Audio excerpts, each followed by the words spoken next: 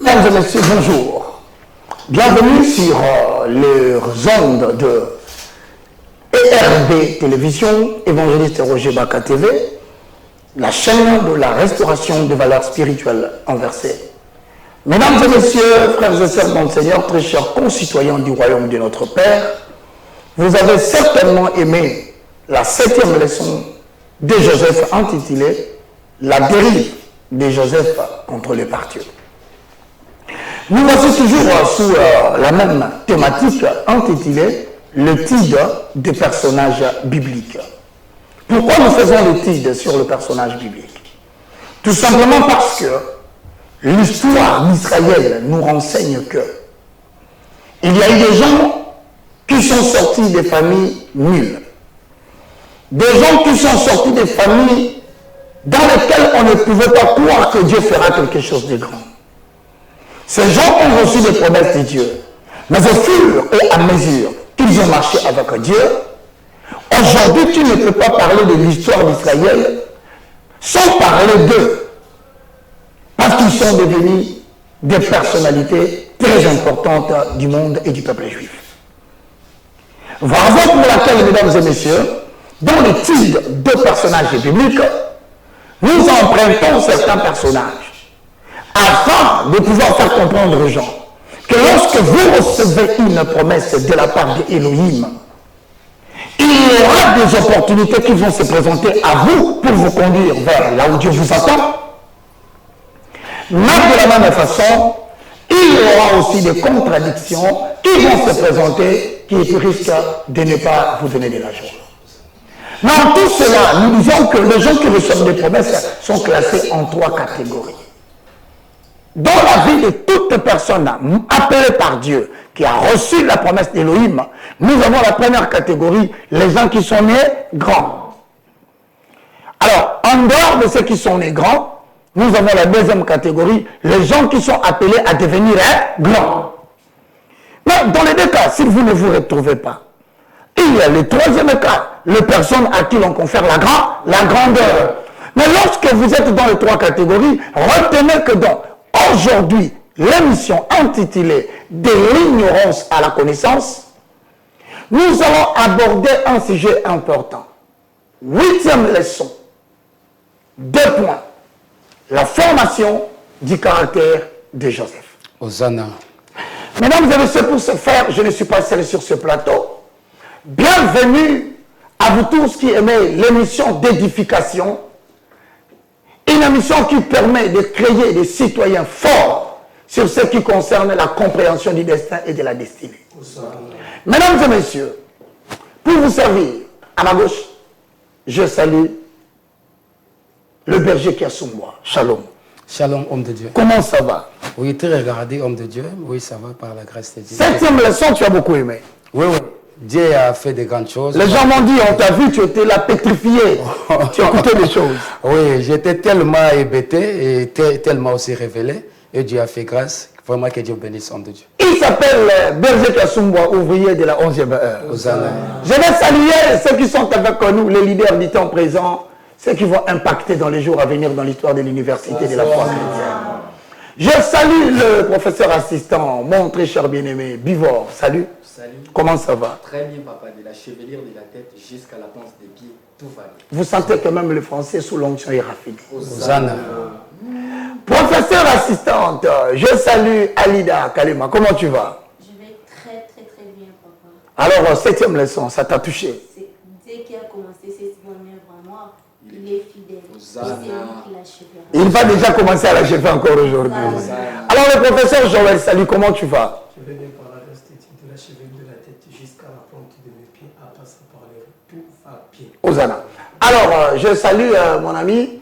Comment tu vas, Manisawa? Je vais bien, papa, de la chevelure de ma tête jusqu'à la plante de mes pieds, en passant par mes reins, tout va bien. Avec Christ, le professeur assistant, comment ça va? Je vais vers professeur, de la chevelure de ma tête jusqu'à la plante de mes pieds, en passant par mes reins, bien sûr, tout va bien. Mardokai, Zana. comment ça va? Ça va bien, papa. De la chevelure de ma tête jusqu'à la plante de mes pieds, tout va bien. Mesdames et messieurs, nous avons une assistante qui est cachée.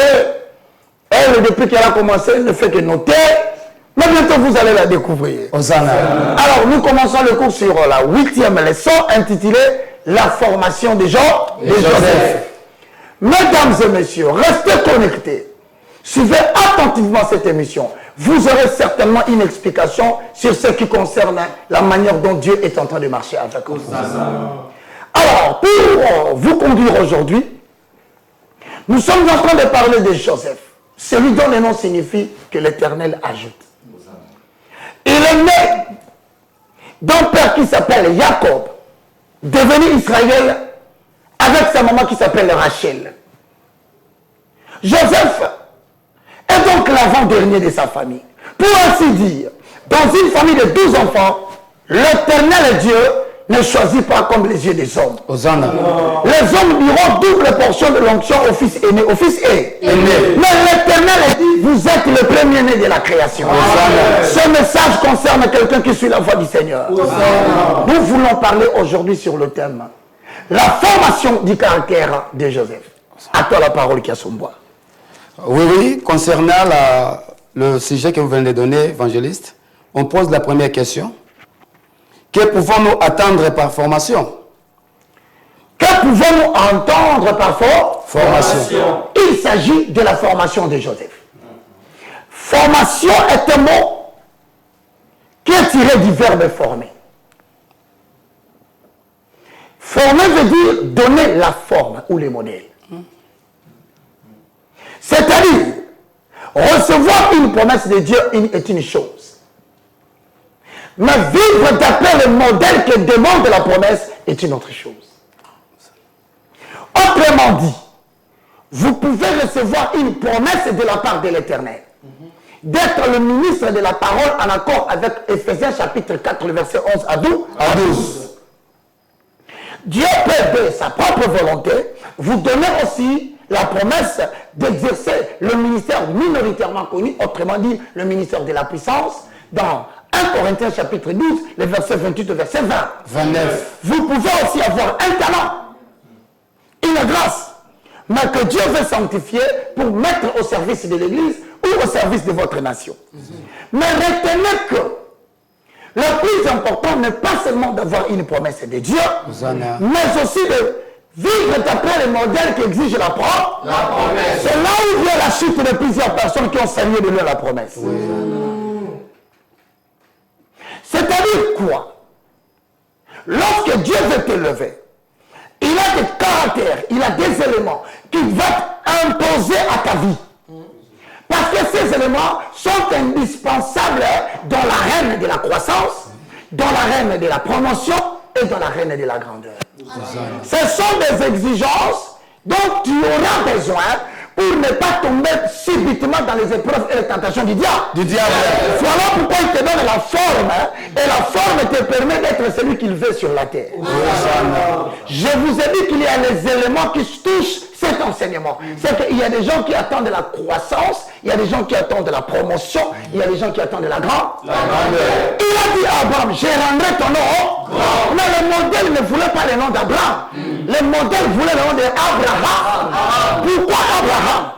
Parce que Abraham signifie le père de la multitude. À tout moment, Dieu voulait que devant des problèmes, qu'Abraham se rappelle qu'il est le père de la multitude. Connaissant qu'il est le père de la multitude, cela a influencé son caractère. Et donc, si Dieu veut former quelqu'un qu'il veut élever dans le pays, car parmi nous, il y a des gens qui vont impacter pour l'évangélisation du monde. Je parle à quelqu'un qui me suit, qui est sorti d'une famille inutile. Une famille qui n'a pas de renom. Mais je veux lui dire, pendant que tu me suis, Abraham n'était pas un homme différent de toi. Il est sorti d'une famille de magie, des magiciens. Cela n'a pas empêché Dieu à faire d'Abraham une personnalité importante dans l'histoire du peuple juif. Oui. Si Dieu l'a fait avec Abraham, je confirme qu'il le fera avec toi. Hosanna. Mais dans la formation, il y a des éléments indispensables. Dieu doit aiguiser ton caractère. Et de deux, Dieu doit te rendre discipliné. En matière de caractère, c'est l'Éternel Dieu qui choisira pour toi l'école pour la formation du caractère. Pour Abraham, pour que Dieu forme son caractère, la Bible relate. Dieu dit à Abraham, sors de la maison de ton père, sors de ta patrie, sors de ta nation, va vers le lieu que je te montrerai. Et la Bible ajoute, Abraham sortit comme l'Éternel lui avait recommandé. Mais après la promesse, qu'est-ce qui se passe? Abraham est sorti, mais la famille ne fera pas le pays. C'est une école, la famille est une école. Hosanna. Dieu peut te priver la provision. Cela ne dit pas qu'il t'est abandonné. Il peut permettre à ce que tu traverses une saison de famine. Cela ne veut pas dire que Dieu t'a abandonné. Ce sont les éléments de la destinée. S'il y a quelqu'un parmi nous qui manque à manger, et bien qu'il le sache que cela n'annule pas la grandeur de la vie. Amen. Si pour Abraham, l'école de la formation du caractère était la famille, cela ne veut pas le cas de Moïse. L'école de Moïse, c'était le désert. Mais ici, la formation du caractère de Joseph, c'est la prison. Comprenez que c'est Dieu qui choisit où il veut que tu ailles. Hosanna. Ne dis pas à Dieu, je ne suis pas content là où tu m'emmènes. Là où il t'emmène est proportionnel à la qualité de caractère qu'il veut. Si tu refuses le lieu, tu auras la bénédiction. Mais tu n'auras pas le caractère de la bénédiction. La question est donc, pourquoi? Ou c'est quoi la formation? La formation est un acte par lequel Dieu tenant compte de sa promesse. Au moment opportun, quand il veut élever son homme, il lui donne les aptitudes. Il lui donne les habitudes qui correspondent à l'élévation qu'il veut lui donner. Comprenez, frère, vous ne choisirez jamais que vous allez commencer avec Dieu. C'est lui qui choisit le commencement. Mais lorsqu'il vous donnera un caractère, ça sera à vous de choisir comment vous allez terminer. C'est là où la fin de l'homme ne dépend pas de Dieu. Hosanna. Mais le début de l'homme dépend de Dieu. Parce que selon ton caractère, ou tu finiras malheureux, ou tu finiras heureux. Tu observes le caractère, tu finiras béni. Tu n'observes pas le caractère, Dieu n'est pas responsable de ta fin. Voilà pourquoi les hommes de Dieu finissent mal, parce qu'ils n'ont pas retenu la leçon du caractère. Praise Lord. Il y a des autres qui commencent à 0. Mais il y a des autres qui commencent à moins 50. Il y a des autres qui commencent à moins 100. Oui. Cela ne dépend pas de l'homme. Quand Dieu fait la promesse, c'est lui qui choisit comment il commence avec toi. Amen. Mais tout au long de la marche, mes bien-aimés, il va te donner des caractères. Ces caractères sont très indispensables pour déterminer ta fin. Pour déterminer ta fin.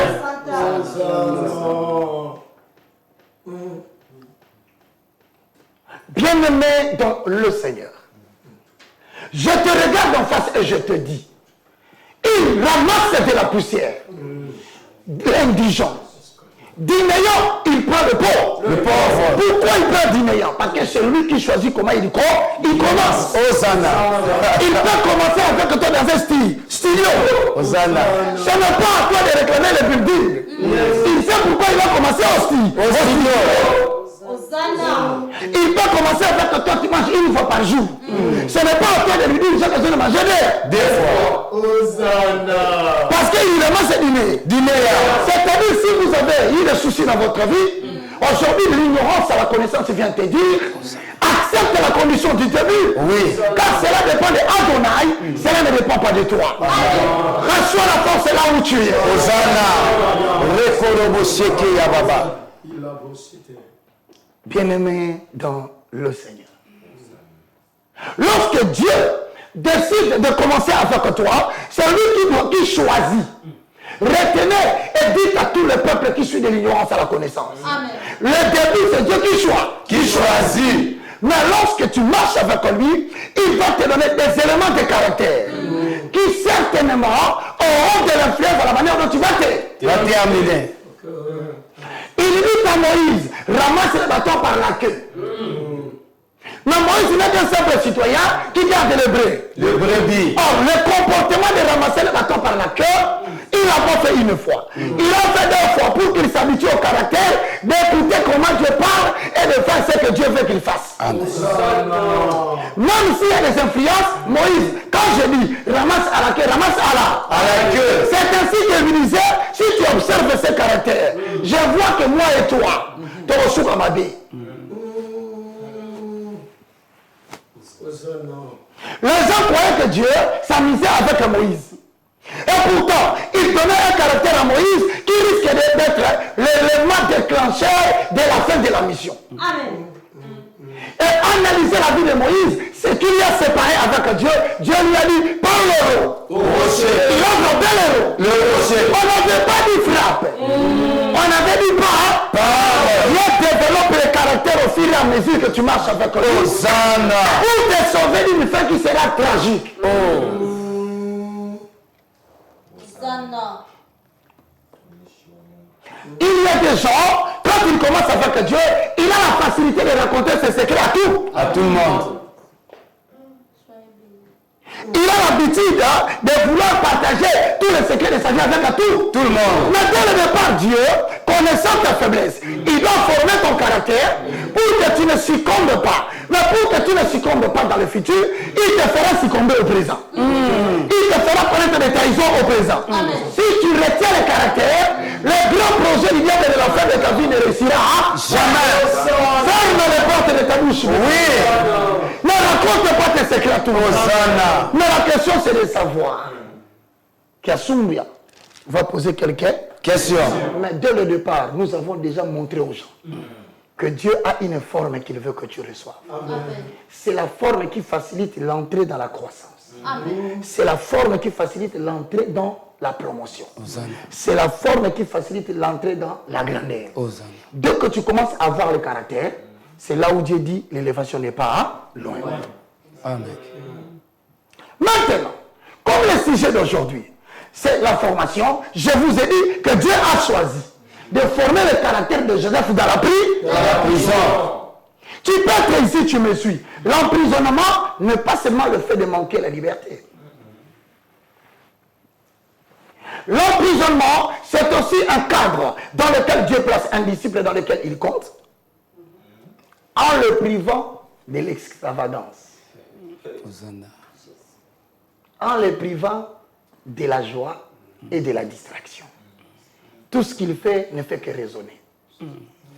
Il n'a pas le temps à la distraction.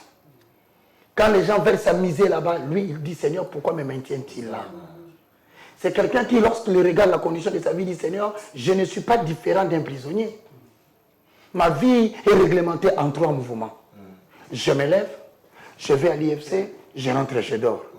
Pourquoi as-tu maintenu dans ce style de vie? Pourquoi m'as-tu en prison? Emprisonné.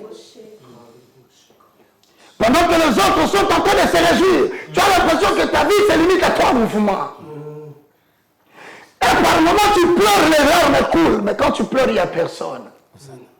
C'est dans ta chambre que tu pleures, les larmes coulent, tu dis, oh Dieu, pourquoi m'as-tu emprisonné? Oh, je dis à quelqu'un qui me suit, reste avec lui en prison. Hosanna.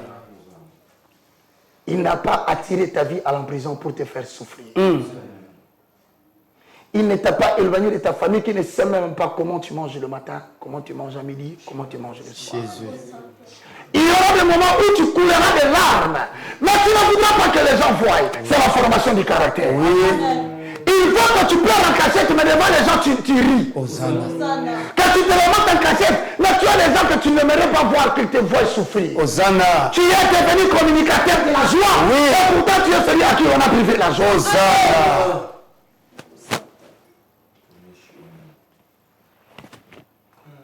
Bien-aimé, ce sont des moments durs. Ce sont des moments où tu es oublié de ta famille. Peut-être que tu étais significatif, mais à un moment donné, Dieu fait de toi la personne la plus déprivilégiée. Tu étais la personne à qui l'on pense le dernier. Alors que tu avais une place où l'on pensait en toi le premier. Mais il t'enlève de la considération, il t'amène dans la déconsidération. Mais c'est aussi ça la prison, frère. Oui. Oh Dieu, que ce message te touche. Hosanna. Afin que tu saches que tu n'es pas le seul Hosanna. à traverser cette situation. Hosanna. Alors nous allons entrer dans la deuxième question. Après t'avoir consolé, pour te dire que c'est Dieu qui choisit finalement l'école. Ce n'est pas toi qui choisis l'école, c'est Dieu qui choisit l'école. Retiens dans ta tête que tu ne peux pas contester avec Dieu. Tu ne peux pas te battre avec lui. Le plus tôt tu te soumets, le plus tôt tu commences à t'adapter dans la vie qu'il te donne, c'est le plus tôt qu'il va commencer à agir pour t'élever. Hosanna. Hosanna. Moi, l'Éternel, je ne suis pas en train de t'écraser pour retirer de l'or. Mais comme la terre qui doit produire beaucoup de fruits, je t'écrase pour ton propre bien. Hosanna. Alors, qu'en est-il de la deuxième question? La deuxième question est la suivante. Pourquoi la formation de Joseph?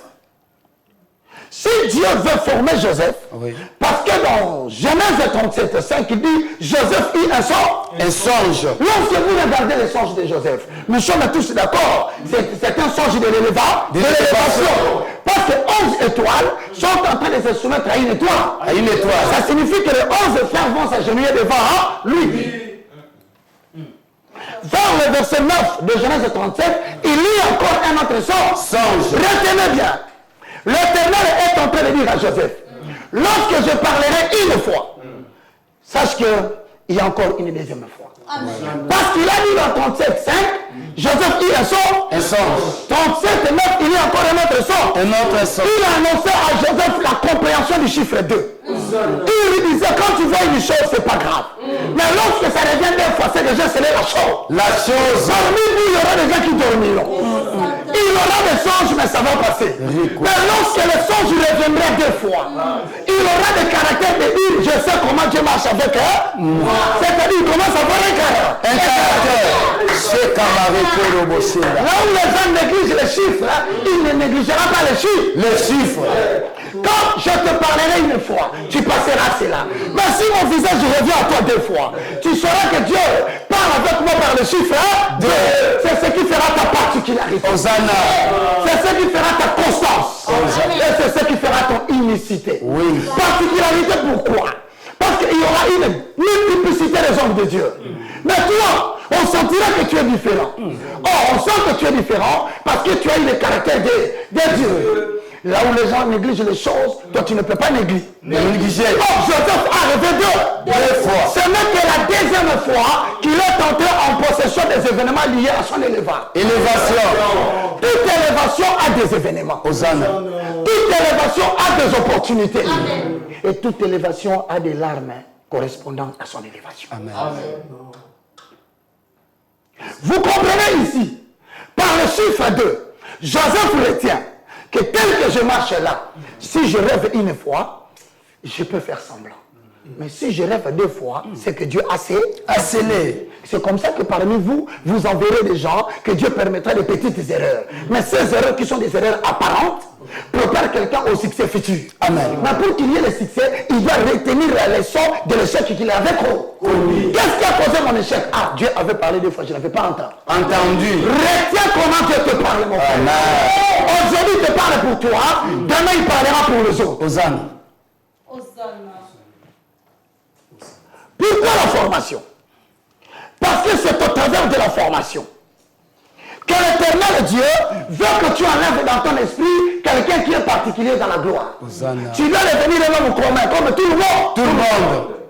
Parce que la gloire n'est pas dans les riches. La gloire est dans les personnes négligées. Oui. Et Dieu te prépare à avoir la forme des hommes négligés. C'est pourquoi en cherchant à arrêter Jésus parmi les 12 apôtres, on ne pouvait pas. Il fallait que les traîtres viennent donner un baiser. Parce que sans le baiser, il est difficile de distinguer Jésus parmi les apôtres. Sois comme les brebis que Dieu t'a demandé.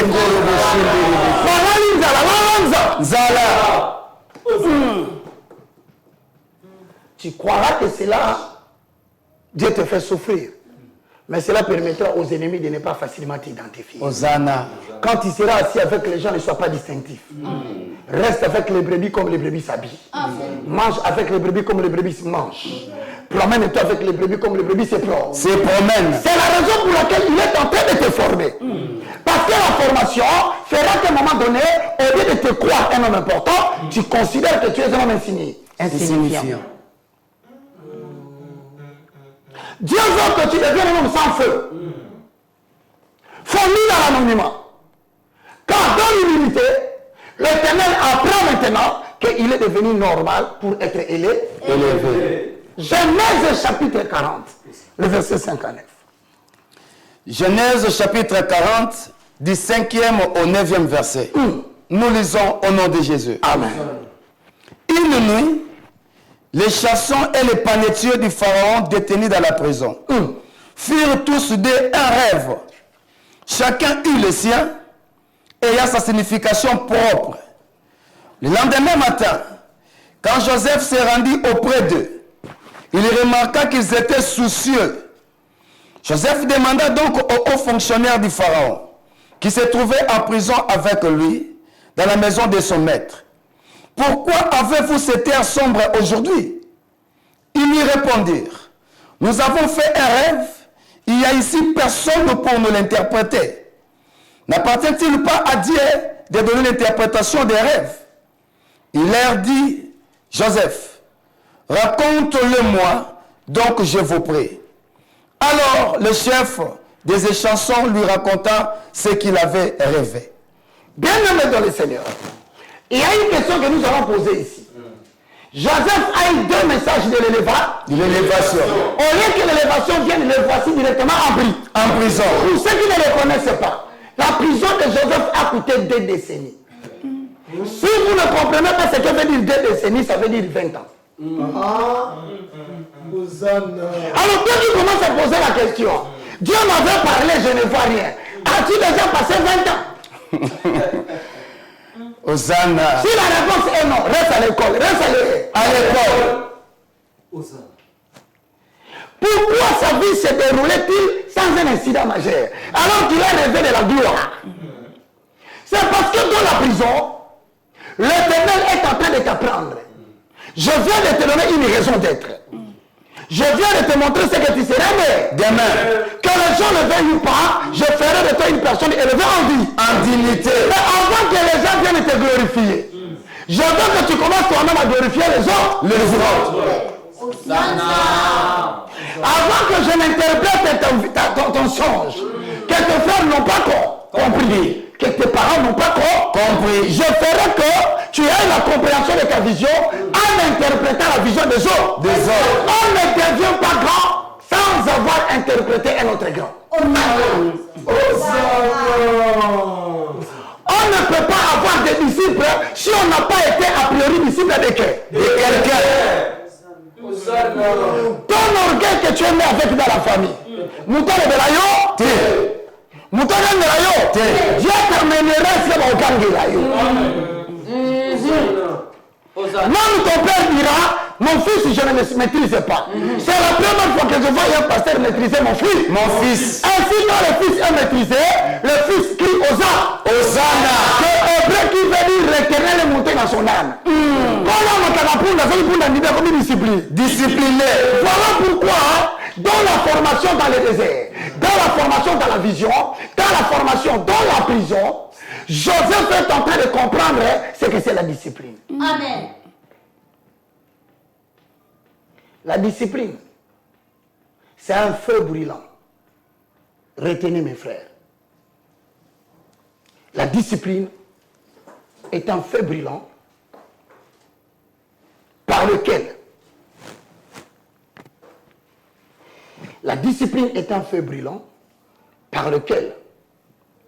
les talents se transforment en habileté. Lorsque tu traverses le temps de la discipline, c'est-à-dire tu traverses un feu, mais un feu qui transforme les talents que Dieu t'avait donnés en habileté. Hosanna. C'est-à-dire quoi? Lorsque tu traverses des moments difficiles en prison, Lorsque tu n'as personne pour te secourir, tu es en train de traverser un moment de feu. Mais le moment de feu a pour objectif de prendre les talents qui se cachent en toi pour le rendre. C'est-à-dire la capacité de manifester ce qui est caché devant les hommes. Sans le feu, le talent ne se transforme pas en habileté. Sans la souffrance, le talent ne se transformera jamais en capacité. C'est le feu qui appelle l'homme à trouver des solutions aux problèmes. Comme pour dire, pendant que les gens pleurent, toi, les réalités que tu vois, Dieu va les transformer en projet. Alors, il aura la capacité à recevoir Bakiti. Sans avoir vécu dans cette condition-là, le talent n'aura pas créé l'habileté d'acheter le. C'est ainsi que celui qui dormait sur le lit, le lit l'avait porté pendant un temps relativement long. Personne ne pouvait le secourir parce qu'il était paralytique. Mais dans sa paralysie, lorsqu'il rencontrait le Messie, la souffrance qui était la sienne, l'Éternel lui a dit lève-toi et marche. Mais le feu de la souffrance a fait que le talent qui était en lui a permis qu'il ait l'habileté de prendre des lits et de les transporter. Sache que celui qui manque les amis achètera les amis. Celui à qui on n'a pas payé les frais académiques payera les frais académiques des enfants de toute la vie. À celui à qui on a privé de l'eau, il deviendra le réservoir d'eau de ceux qui n'ont rien à boire. Voilà pourquoi nous disons, accepter que Dieu vous donne la formation, c'est accepter le feu. Accepter le feu, c'est permettre à Dieu de transformer votre talent en habileté. Bien aimé dans le Seigneur. Pendant le moment de souffrance, tout le monde souhaite le succès. Mais n'oubliez jamais, le succès, c'est le résultat d'une série de disciplines.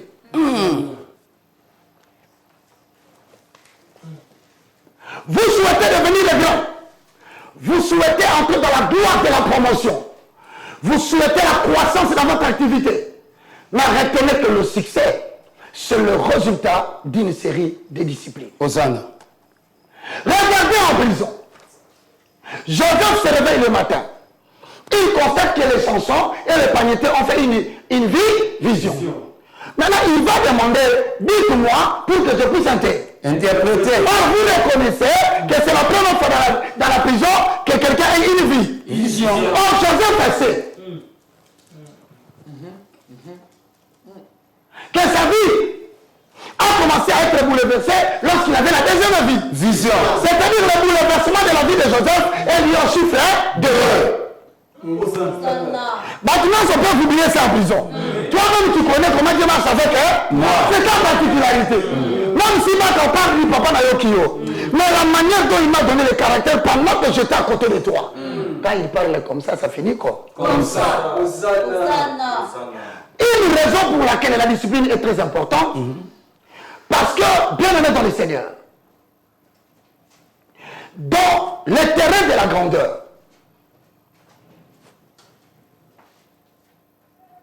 nous avons des lieux qui demandent beaucoup de discipline et beaucoup de lois pour survivre. S'il y a un endroit qui est dangereux où tu peux mourir subitement, où tu peux mourir sans prévenir, c'est le lieu de la grandeur. Et le lieu de la grandeur demande beaucoup de discipline pour survivre, pas la prière seulement. Parce que là où il n'y a pas la prière, lorsqu'il y a la discipline, tu seras sauvé de tous les maux. Et pourtant, tu n'es pas discipliné. Mais pour que tu deviennes discipliné, Dieu doit te faire passer dans une série des humiliations pour que tu tires des leçons. Et quand tu tires des leçons, la discipline devient l'ensemble des principes et des lois que tu t'es imposées toi-même. Même si le monde tourne 5 fois, tu ne changeras pas.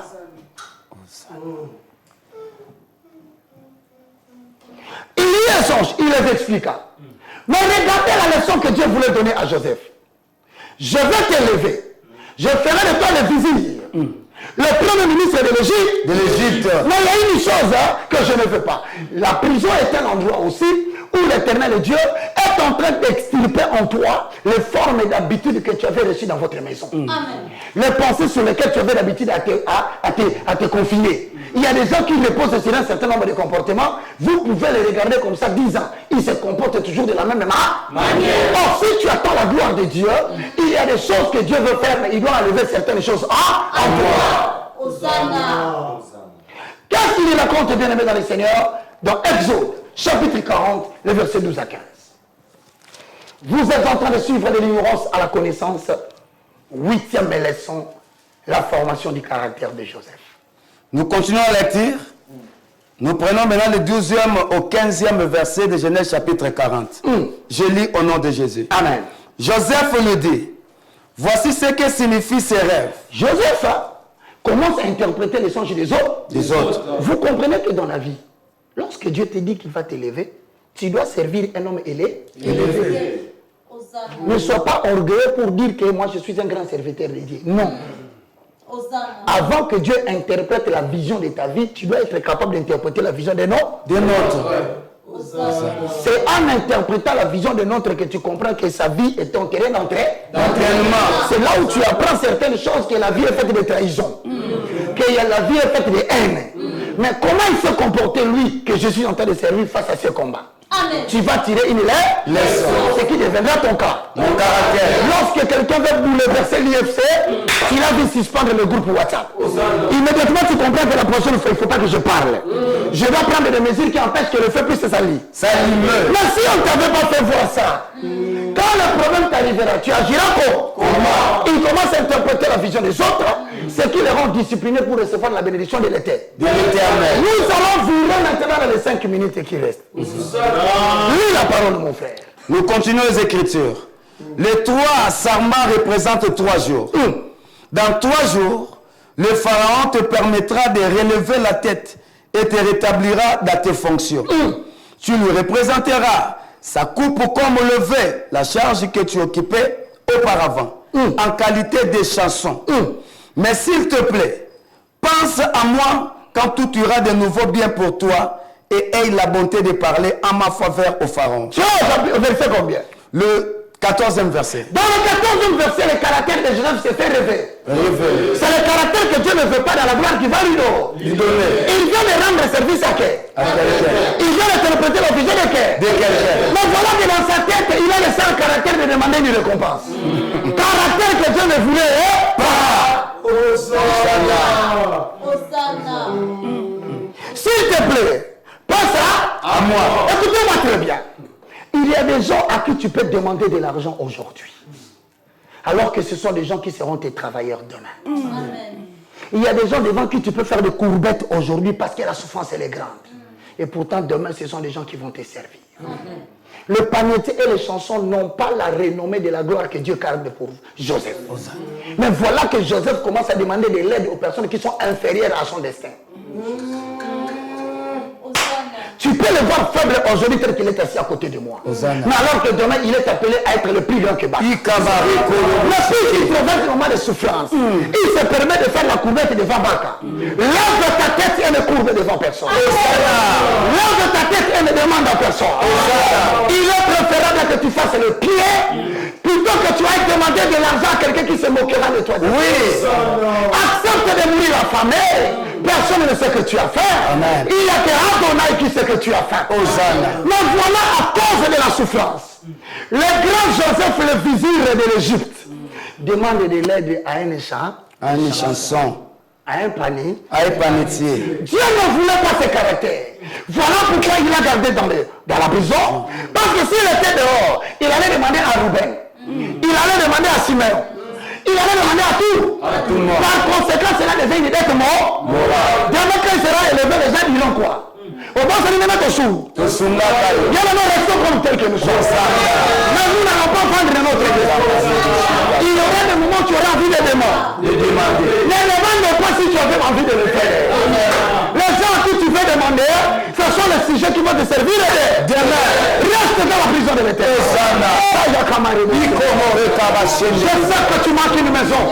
Mais ne demande pas aux membres de la famille. Ils vont dire demain, c'est nous qui t'avons aidé. Si tu es devenu ce que tu es devenu aujourd'hui, c'est nous qui avons contribué. Oh, Dieu veut qu'il soit le seul contribuable de ton destin. Joseph a commis l'erreur de caractère. Il demande à faire. Même si tu manques que les habits soient calmes. Dieu touchera Maka. Il achètera même l'uniforme.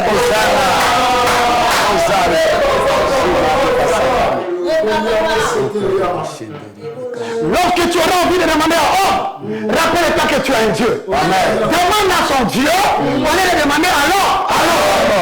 Et tu verras, pendant que tu es calme, il te dira sa porte à Mania. Garde silence, le contribuable est en train de et puis que Dieu lui donne la raison de savoir que son destin est plus grand que les chansons. Son destin est plus grand que le panetier. Dieu va le frapper d'une punition. Quelle est la punition? Genèse chapitre 40, le verset 23.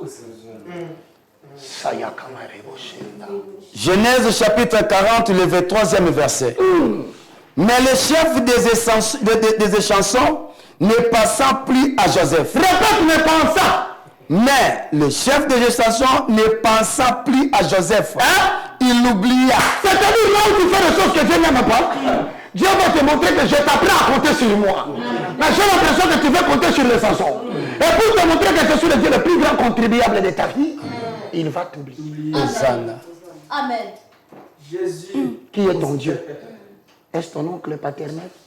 Si c'est ton oncle, et pourquoi tu dis que tu es serviteur de Dieu? Tu es serviteur de ton oncle. Et tu veux savoir à qui je parle? C'est à toi. Et tu veux savoir quelle est ma question? C'est ça. Pourquoi quand tu as des problèmes, tu penses toujours à ces messieurs? Mais c'est lui ton Dieu. Et Dieu fera que ton Dieu là qui est sur la terre puisse t'oublier. Et Dieu a fait que les chansons a complètement oublié. Il y a des oublis qui ne viennent pas des hommes. Il y a des oublis qui ne viennent pas de Satan. Mais c'est parce que Dieu garde son serviteur jalousement. Il ne veut pas que demain que les gens puissent se vanter. Il fait même que les gens qui ont de l'argent ne te posent même pas la question. Ils ne t'appellent même pas. Ils ne savent même pas où tu es. C'est parce que l'Éternel veut t'enseigner que tout au long de ta vie, devant une situation compliquée, il faut compter sur moi. Autrement dit, si tu ne comptes pas, je ferai que celui à qui tu as demandé, il va t'oublier. Quand maintenant les chansons l'oublient, quand les chansons ne pensent pas à lui, c'est le moment où Dieu commence à penser à lui. Lorsque les hommes ne savent plus où tu es, c'est le moment où Dieu localise où tu es. Lorsque la famille ne se pose plus la question comment tu manges, c'est là où Dieu commence à penser comment tu vas manger. Pour découvrir que Dieu va le nourrir maintenant. Dieu va jouer sur le chiffre 2.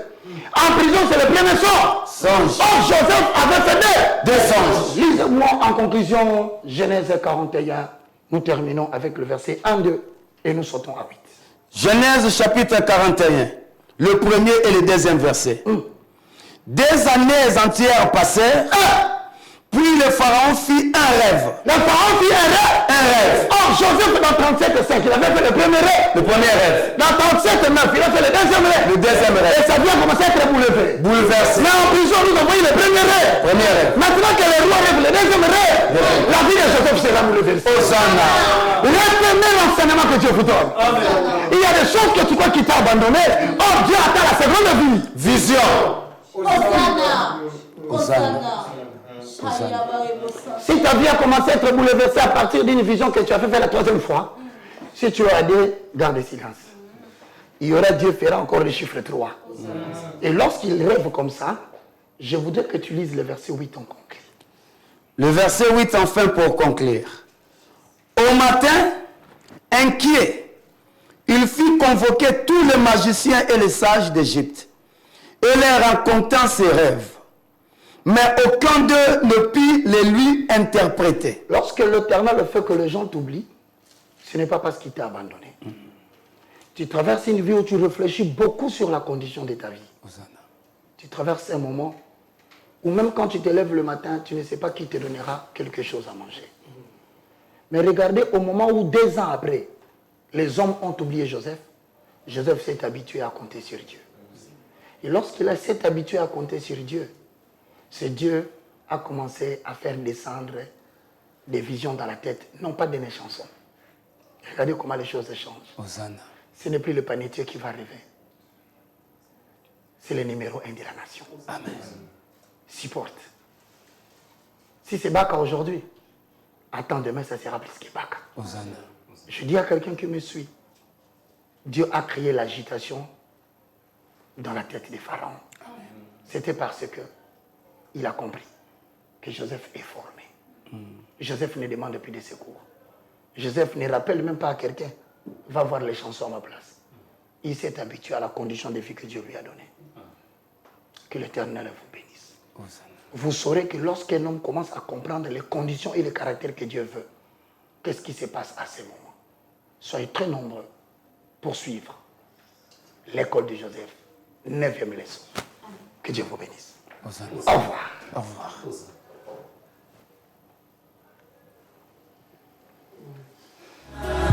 okwakisakanga jamais ozanzambe ya motema na ngai papa motima ezoka baputa